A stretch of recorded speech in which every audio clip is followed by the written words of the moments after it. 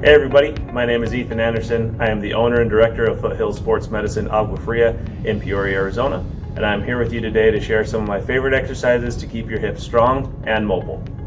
So the first beginning hip exercise we're going to do is called the TwoWay Hip Stretch. This is actually two exercises. Sometimes you'll hear one of them referred to as a figure 4 stretch.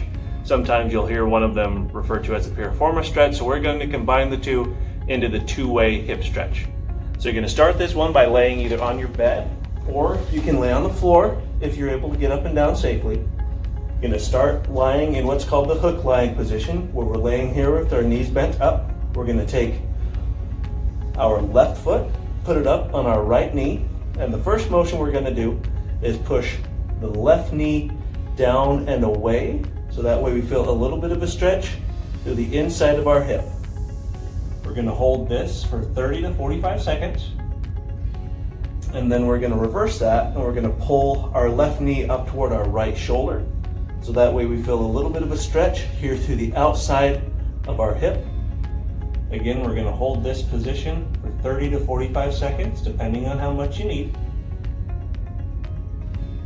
And we'll repeat that 3 times on each side.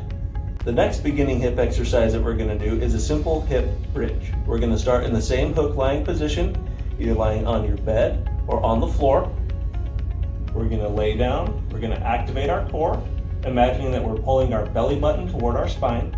We're going to activate our glutes, and we're going to lift our hips up off the table, slow and control, and then back down.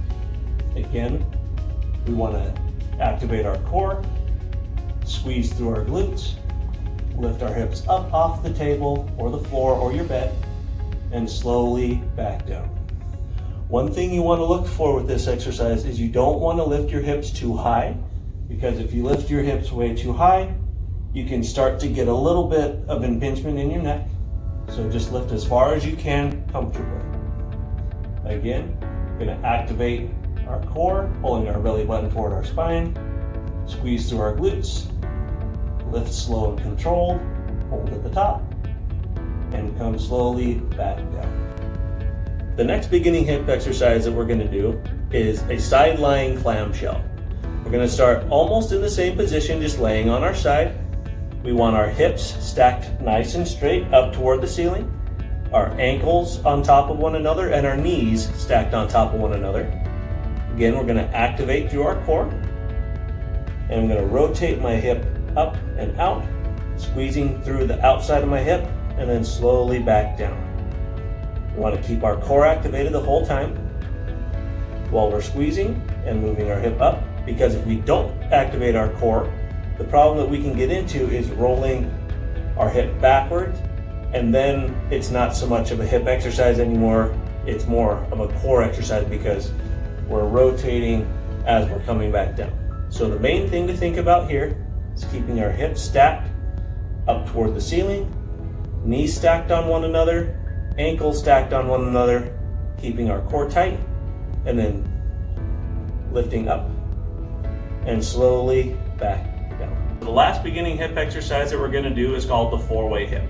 This exercise we're going to do in standing, and I normally like to tell clients to do this somewhere where they have something to grab onto, just in case they have a little bit of balance issue.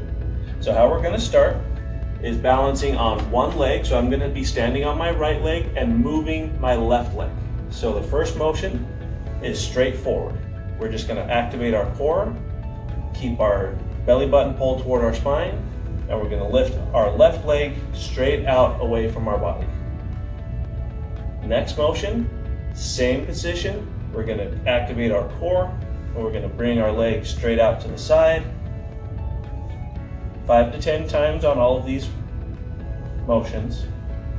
The next one's going to be probably the most difficult, especially if you have some balance issues. And we're going to actually bring that leg across our body. So we're going to be activating the muscles on the inside of the thigh. And then finally, we're going to go straight backwards. Again, keeping the core nice and tight, so we're not moving all over the place. And that's our beginning 4 basic hip exercises that you can do easily at home.